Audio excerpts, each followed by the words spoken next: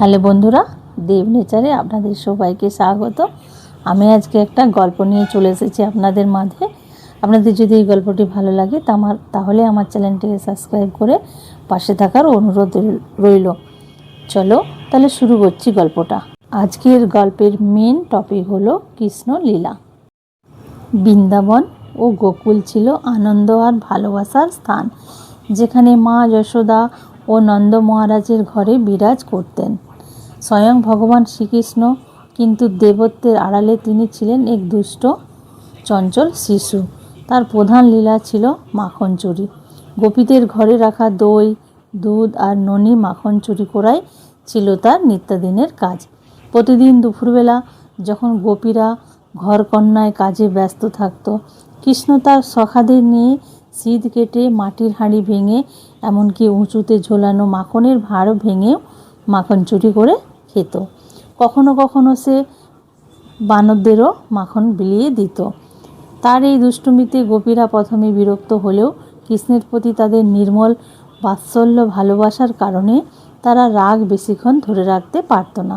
তবে একদিন গোপীরা একজোট হয়ে যশোদার কাছে নালিশ করতে গেল।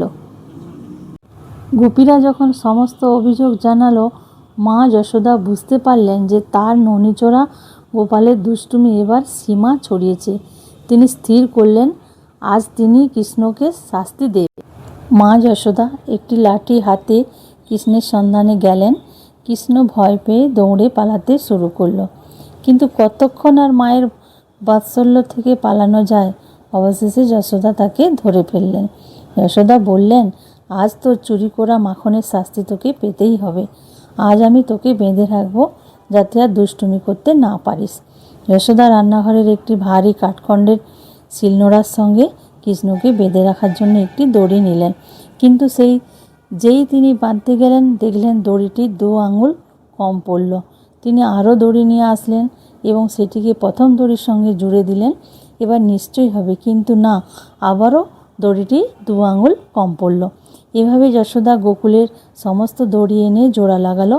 প্রতিবারই তিনি বাঁধতে গেলে দড়িটির 2 আঙুল ছোট হয়ে যায়। যশোদার মুখ ক্লান্তিতে লাল হয়ে গেল। তিনি বুঝতে পারছিলেন না এ কি অলৌকিক কাণ্ড। তার ছোট্ট গোপালের কি তবে সাধারণ শিশু নয়? যখন যশোদা তার আর পারলেন না, চরম ক্লান্তিতে ও বাৎসল্য প্রেমের দড়ি বাঁধতে ব্যর্থ হয়ে হাত গুটিয়ে নিলেন, ঠিক তখনই কৃষ্ণ হাসি মুখে নিজেকে ধরা দিলেন যে তখনই বিশ্ব ব্রহ্মাণ্ডের সৃষ্টিকর্তাকে কেউ বাঁধতে পারে না। সেই কৃষ্ণ স্বেচ্ছায় এক মায়ের ভালোবাসার কাছে ধরা দিলেন। যশোদা তখন সেই ছোট্ট দড়িতে কৃষ্ণকে সেই ভারী কাঠখণ্ডের সঙ্গে বেঁধে রাখলেন।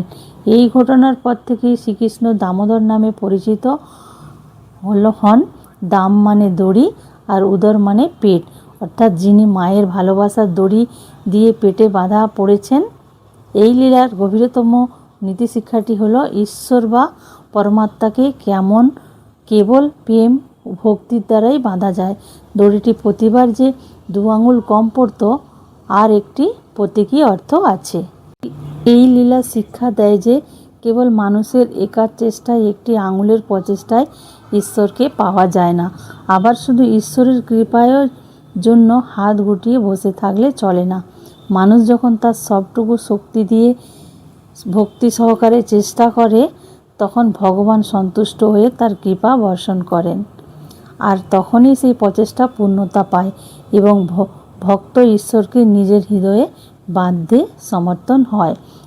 এই গল্প আমাদের শেখায় যে বিশ্বের সমস্ত ঐশ্বরিক শান্তি বা জ্ঞানকে পরাজিত করতে পারে একটি জিনিসও, তা হলো ভক্তের নির্মল নিঃস্বার্থ ভালোবাসা। গল্পটি যদি ভালো লাগে অবশ্যই কমেন্ট করবেন।